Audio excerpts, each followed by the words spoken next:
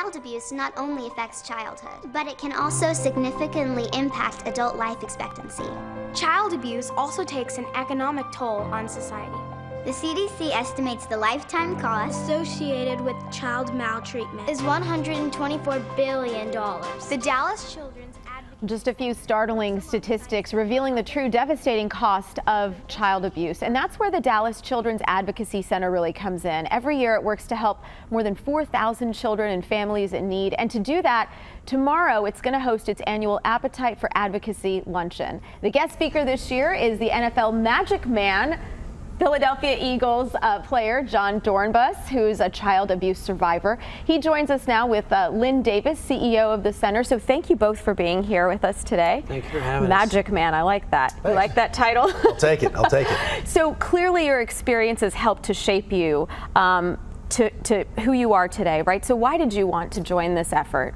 It was organizations like this, it's men like this that shaped my life, that gave me the opportunity I have. And when I was 12, 13 years old, I went home and my father murdered my mother, and then I went into temporary foster care, and that's when I discovered magic. But it was the help that these organizations gave me to heal me, to learn about forgiveness, to learn about myself, to learn that you can trust again, and this is a perfect fit, and I'm honored to be here.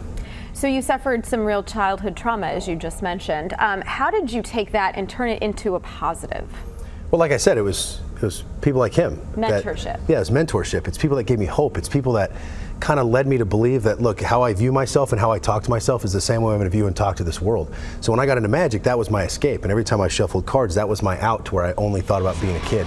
And it was all that led me. And what was it that made you really want to talk about this and share your experiences? Because I know a lot of kids who do suffer childhood trauma, you know, they go a different route, right? Yeah, and it was one of those things to where I learned that I shouldn't be embarrassed about what happened to me, and I was open about it. And then when I got in the NFL, it put me on a platform, and people started to contact the team, and I started to realize how common it was what I went through, and then you help.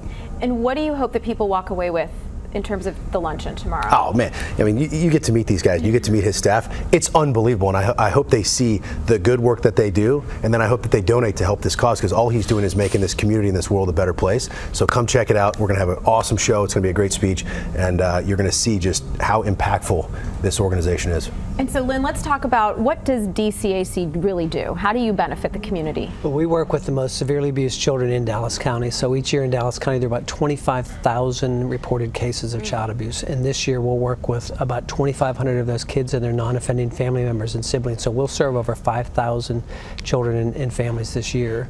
And I know that you guys work closely and clearly with DPD as well as CPS. So how does all of that work? Can you sort of explain it to people who don't really know? Sure. The great thing is, in our building we have 190 professionals. So there's 85 of my staff. There's about 70 CPS workers. There's 24 police officers, and then we work with all the law enforcement agencies in Dallas County to make sure that these cases are efficiently and effectively investigated. The bad guy goes to jail, and the kid becomes healthy and hopeful again. And so for people watching at home and going, oh my gosh, I really want to help, what is the #1 thing that they can do to help your mission?